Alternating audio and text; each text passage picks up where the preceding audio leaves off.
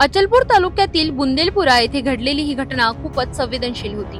या ठिकाणी चौरागड ग्रुप 7 महिन्यांपासून प्राचीन त्रिशूलाचे पूजन करत होते। मात्र काही दिवसांपूर्वी पोलीस प्रशासन आणि नगरपालिकेच्या मदतीने या ठिकाणाहून त्रिशूल जप्त करण्यात आले आणि त्याला कचऱ्याच्या गाडीत टाकल्याची विडंबना झाली। यामुळे चौरागड ग्रुपच्या सदस्यांनी जिल्हा प्रशासनाकडे निवेदन दिले। याच पार्श्वभूमीवर सुशील रघुवंशी मागील 3 दिवसांपासून उपोषणाला बसले होते। उपोषणाला पाठिंबा देण्यासाठी प्रहार संघटनेचे पदाधिकारी राम बघेलही उपस्थित होते। आमदार प्रवीण तायडे या उपोषण स्थळी भेट देण्यासाठी आले, मात्र ते उपोषण मंडपाजवळ बसले नाहीत। या ठिकाणी राम बघेल यांनी आमदारांना विचारले की आपण हिंदुत्वाच्या मुद्द्यावर निवडून आलेत आणि आपल्या सत्ताधारी राज्यात हिंदू धर्माचे त्रिशूल जप्त होत आहे, याबद्दल आपल्याला काय वाटतं? यावर आमदार प्रवीण तायडे संतप्त झाले आणि उपोषणकर्त्या सुशील रघुवंशीला प्रहार करत म्हणाले, तू बीच में मत बोल, तू प्रहार का है? यानंतर उपोषण मंडपातील सर्व चौरागड ग्रुपचे कार्यकर्ते संतप्त झाले आणि आमदारांना शिवीगाळ केली।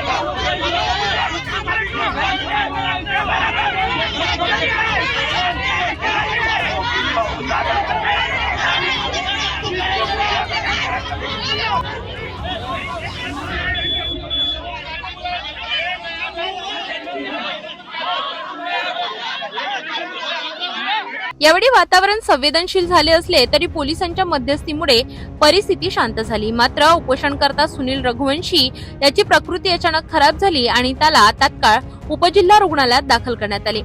या घटनेनंतर भाजपाचे शहराध्यक्ष आणि अन्य कार्यकर्ते रुग्णालयात पोहोचले आणि राम बघेल यांची माफी घेतली।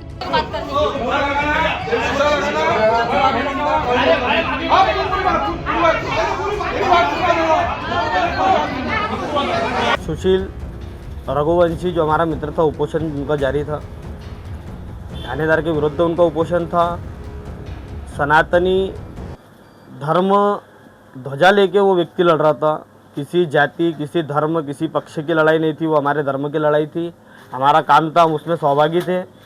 सहभागी आने वाले समय में भी बढ़ चढ़ के धर्म के कार्य में योगदान लेंगे। नगर परिषद के ट्रक में जहाँ पूरे सारे जुड़वा शहर की, दोनों शहर की जो ट्रैक्टर के अंदर गंदगी जाती, वो ट्रैक्टर के अंदर 2-2 क्विंटल के बांध ले जाएंगे। उस समय हिंदुओं की भावना दुखी नहीं। आज अगर वो लड़के को ऐसा लगा कि कहीं तरी हाँ अपने धर्म का अपमान हो रहा, वो जो चौरागढ़ ग्रुप है वो बांध चौरागढ़ जाते थे हर महाशिवरात्रि के पर्व पर समय का सहयोग ऐसा मिला कि उनको इस बार वो बांध ले जाने को नहीं मिला। थानेदार ने उनको व्यापन सिद्ध किए, वो बांध कोर्ट में जमा कर लिए। अब कोर्ट के आदेश आए कि भाई आप वो बांध ले जाओ। उनकी इच्छा थी कि जो बांध हमारे को मिले, हम उनको बाजे गाजे के साथ में व्यवस्थित उनका अभिषेक, जल अभिषेक, दूध अभिषेक करके उनको पुनः वहीं स्थापित करें। हम उपोषण मंडप में पहुँचे, बैठने के बाद कितने दिन से उपोषण शुरू? उपोषण कल का 4था दिन था उपोषण का। और लड़के को 2 दिन होगा जिसने वहाँ से अन्न जल, यानी अन्न का तो उसका दाना लिए नहीं था उनने, लेकिन 2 दिन पहले से उन्हें जल का भी त्यागदान कर दिया था। उसकी हालत गंभीर हो गई। 4 दिन में उसकी तबीयत पे काफ़ी प्रभाव गिरा। तबीयत खराब हुई उसकी। हम बैठे, ऑलरेडी उसके पेट में दर्द चालू था। बैठे तो मेरे बैठने के बाद में 10 मिनट के बाद में वहाँ अचलपुर मतदार क्षेत्र के अंदर इनकी एंट्री हुई। तो इनसे सभी जनों ने बोले कि भैया ऐसा विषय कि ये बान नहीं जाना चाहिए था। उन्होंने बोले आपने मेरे को पहले लेटर देना था, 2 दिन पहले मेरे को सूचना करना था, आप डायरेक्ट आके ओपोजिशन में बैठ गए। उनको आग्रह करे कि आप बैठिए, आप बैठ के इनका जो भी सॉल्यूशन एक निकाल के दीजिए। हाँ नहीं, मेरी एसडीओ साहब से बात हो गई, थानेदार साहब से बात हो गई, कलेक्टर साहब से बात हो गई, वो कल इनका उपोषण उड़ जाएगा। मैं ऐसा नहीं बोल रहा कि तुम्हारा उपोषण छोड़ो करके तुम्हारा उपोषण जारी रखो। हमने बोले हिंदुत्व के नाते हमने आपको चुन के दिए, हिंदुत्व के नाते अगर हमने आपको चुन के दिए तो आपका क्या काम है कि आपके राज्य में, ये आपका ही राज्य है, नीचे से ऊपर तक का भारतीय जनता पार्टी की सरकार है, और वो सरकार रहते पे अगर हिंदुओं के साथ में अगर यहाँ ऐसी लापरवाही हो रही, हिंदू धर्म की विटंबना हो रही, 2-2 धनुष्यबाण, 2-2 क्विंटल के धनुष्यबाण है, छोटे मोटे धनुष्यबाण नहीं है, वो कचरे की गाड़ी में ले जाए, सरासर हिंदुत्व का अपमान है ये। बरोबर, हमने उनको जवाबदार ठहराया कि आपके रहते पे ये घटना नहीं घटनी चाहिए थी। अगर आप इसमें थोड़ा सा अगर पहले एक्शन ले रहे तो इतना बड़ा विषय नहीं होता था, ये विषय जाके वहाँ सॉर्ट आउट हो जाता था। उनको ये बोलने गए, उन्होंने उपोषणकर्ता को वहाँ से ढकेले, उपोषणकर्ता को ढकेल दिए, उसकी तो सुने नहीं। दूसरा विषय कि तुमने यहाँ बच्चू बाबू को चुन के लाना था, इन्होंने डायरेक्ट टिप्पणी करे बच्चू बाबू के ऊपर। हालांकि बच्चू बाबू का वहाँ कोई किसी प्रकार का कोई लेना देना नहीं था, लड़ाई धर्म की थी, वहाँ बच्चू बाबू नहीं थे। अगर वहाँ बच्चू बाबू रहते थे तो हम बच्चू बाबू को बोलते थे कि भाऊ तुम्हारे रहते पे ऐसा हो रहा। अगर हमारा आदमी है तो हम बोलेंगे ना, रुकेंगे काय को, धर्म की लड़ाई है, किसी जाति किसी धर्म किसी पक्ष का विषय नहीं था। वहाँ सब हिंदू बोल के इन्वॉल्व थे, हमने हिंदू बोल के लड़ाई लड़े। अगर किसी को लगता होगा करके अगर हम हिंदू बोल के अगर गलत है तो हम हिंदुत्व के वास्ते तात्पर्य है, लड़ेंगे और लड़ते रहेंगे। उन्होंने क्या प्रतिक्रिया दी? उन्होंने प्रतिक्रिया ये थी कि तुम ये गलत बोल रहे, तुम्हारा ये गलत स्टेटमेंट है कि हमने अगर तुम्हारे को बोले कि भाऊ आपके रहते पे ये विषय नहीं होना चाहिए तो ये तुम गलत बोल रहे, ये काय पे से गलत बोल रहे। उसके बाद में जब हमने उनको बोले तो उन्होंने हमारे को डायरेक्ट बच्चू बाबू का नाम बोले ना कि भाई तुमने बच्चू बाबू को चुन के लाना था, तुमने लाना था तो हम तो लाएंगे ना। हमने ऐसा नहीं बोले कि बच्चू बाबू को लाएंगे नहीं, हम लाएंगे ना बच्चू बाबू को।